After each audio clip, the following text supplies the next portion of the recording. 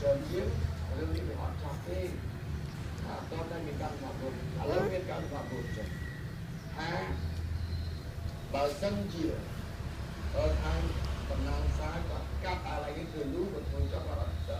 អត់ចំទាស់ទេប៉ុន្តែដាក់គម្របវិញមិនបាច់ឲ្យដាក់លយតូបចូលមកមួយថ្ងៃទៀតអញ្ចឹងនឹងបើសិនជាចង់ពង្រីកផ្លូវឲ្យស៊ូគាត់ថាដាក់លូគាត់ដាក់ចំដាក់ហើយនៅផ្លូវកណ្ដាលនេះក៏បានដែរគាត់អត់បានពង្រីកតែកុំទុំកុំអត់ពង្រួមនេះឡូត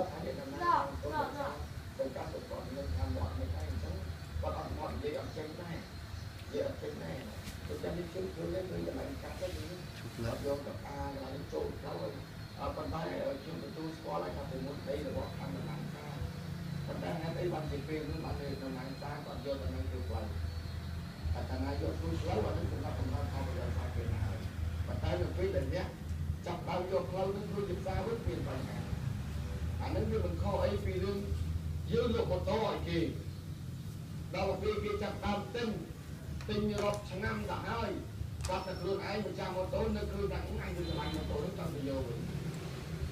ប៉ុន្តែគេទៅគេអ្នកទិញដែរគេក៏ឆ្លាញ់ដែរគេអត់យកឲ្យយើងតែយករឿងគេអានឹងអញ្ចឹងតែនេះឲ្យគេទៅហើយហើយបានគេយកវិញឥឡូវផ្លូវបានធ្វើជាផ្លូវទៅហើយហើយđâyបានគេបង្កាត់ផ្លូវធ្វើកន្លែងសម្រាប់តូវិញអានឹងយើងគិតតែប៉ុណ្្នឹងប៉ុន្តែខាងអាជ្ញាធរក៏បានសម្របសម្រួលឯពួកដីដីរដ្ឋការដូចលោក